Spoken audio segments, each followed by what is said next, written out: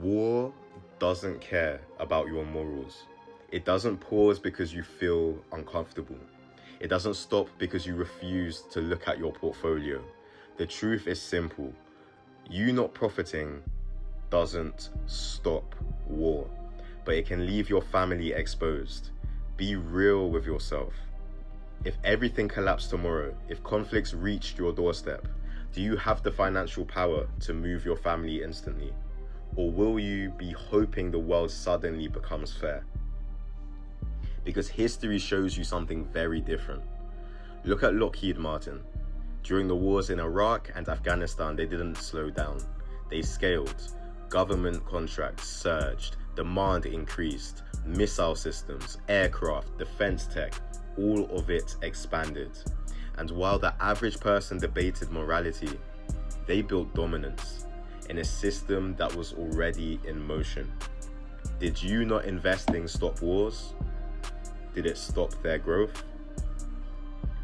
This is the part people struggle to accept. You're not powerful enough to stop global conflict, but you are responsible for how prepared you are when it happens. So let's go deeper. During World War II, entire economies transformed overnight.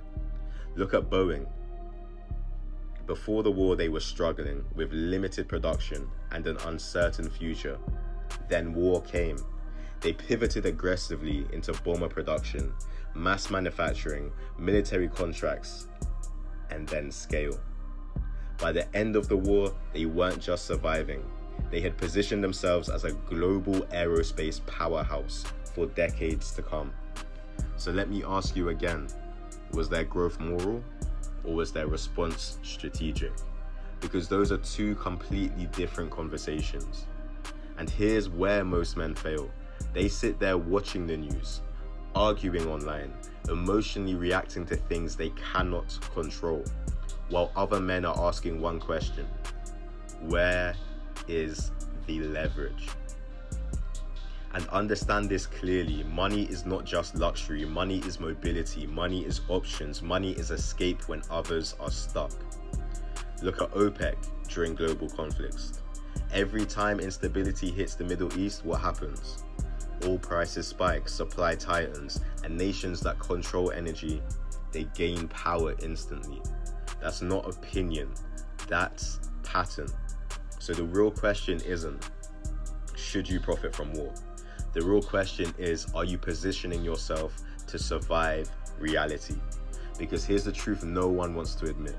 If you don't take advantage of opportunities created by chaos, someone else will, and they won't hesitate.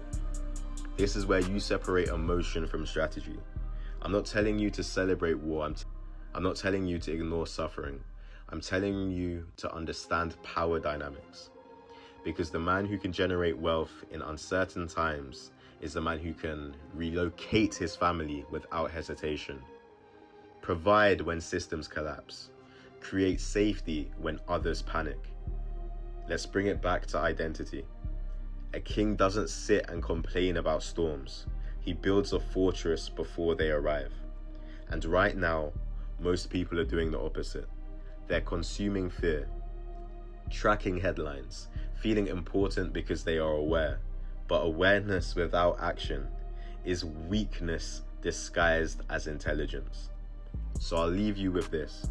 If the world shifts tomorrow, if conflicts escalate, if systems tighten, will you be the man reacting or the man who already prepared?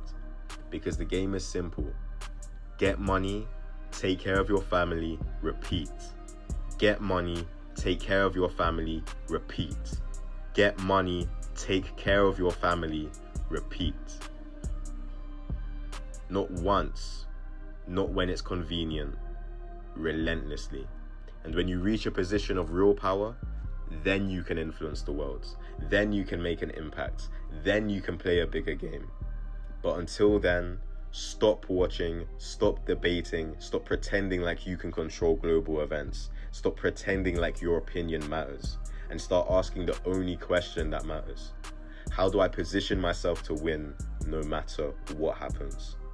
Do not be deceived.